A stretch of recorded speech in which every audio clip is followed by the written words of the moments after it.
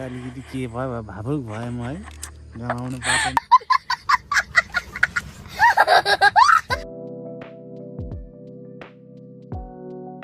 Hello सबैजनालाई नमस्कार है। म चाहिँ अहिले यहाँ ठ्याक्क भिमात कटेर यहाँ माथि आइसकेको छु। चाहिँ गाउँमा आएको एकदम खुसी छु। अब ससुराली गएर आएको इमोसनल पनि भयो अलिकति के भयो भावुक भएँ म है गराउनु पर्दैन। त्यहाँ म एकछिन रोकेर एकछिन उहाँले भिडियो गरिदिनु भएको छ। बाँकी अब म अन द वेमा भन्नेछु। अब हामीलाई ढिलो भइसकेको छ। अहिले चाहिँ घडीले 5:20 भइसकेको छ घडीमा। अब हामी जानुपर्ने हुन्छ। अनि आजको रेडी भइसक्यो।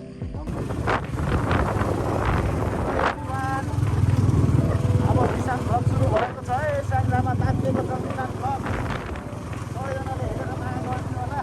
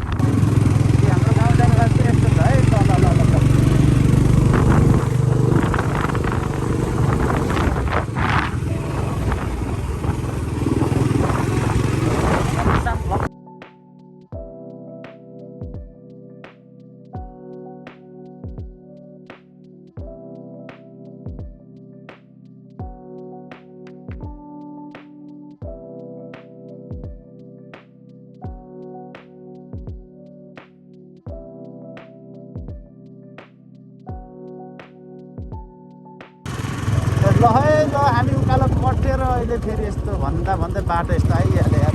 उकालो ठिकै छ। अब बाटो अहिले यस्तो भइहाल्छ है नेपालको बाटो। त्यो सरू बाँकी बाटो चाहिँ बबालै छ। हेर्नु सिक्ने जति छ। र म चाहिँ जाँदैछु। चलाउनु नि मजा आइरहेको थियो। पहिला यत्रो बाटो हिँडिन्थ्यो, गाडी धकालिन्थ्यो के गरिन्थ्यो है। अहिले चाहिँ रहेछ जिन्दगानी।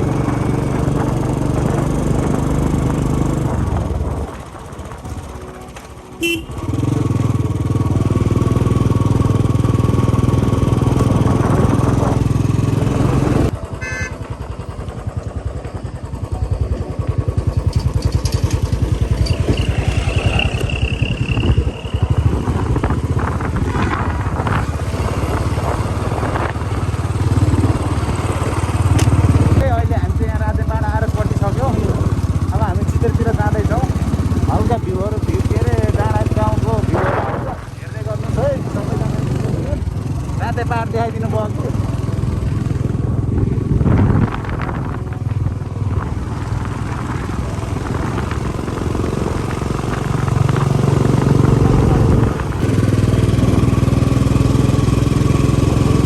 यहाँ हाम्रो आले सुमन भाइको घर चाहिँ यता पारी टेक्ने कटेर जानुपर्छ बर्डर भान्जिङमा।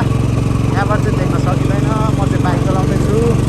यहाँको उकालो चाहिँ यस्तो तर पिच बबाल है। ल सबैजना बबाल बबाल। पटाल्दैछु सकिएको।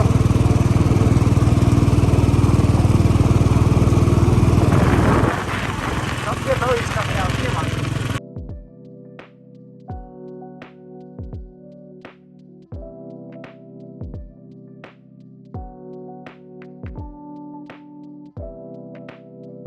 अब यहाँबाट गिरेकोट 10 किलोमिटर, चित्रे 5 किलोमिटर बाटो चाहिँ बिजेपी छ।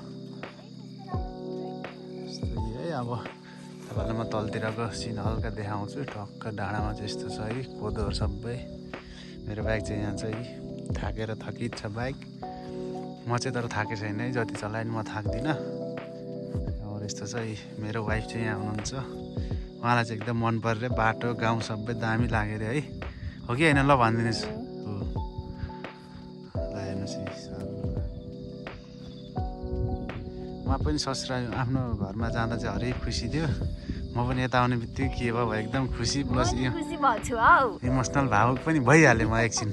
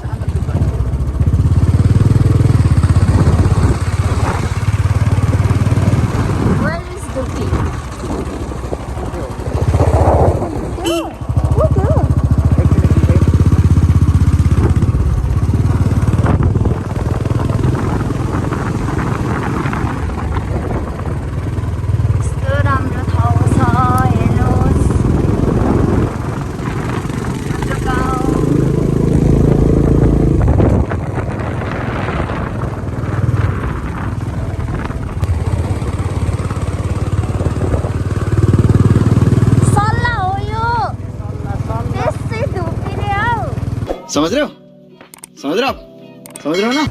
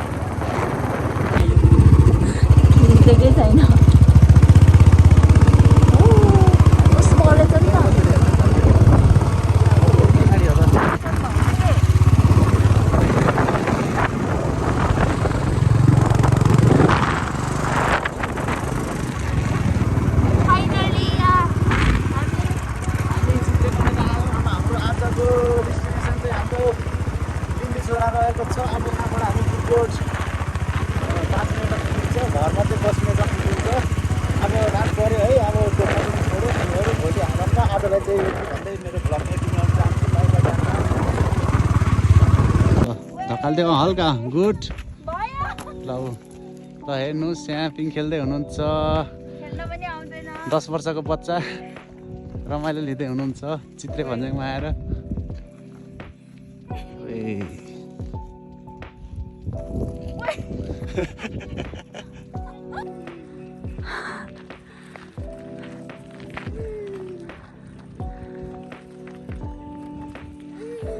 छ्या भएन मच्चिनु न अझै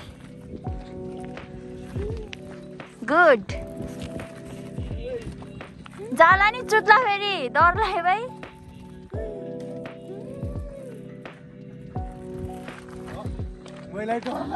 कसरी रोक्ने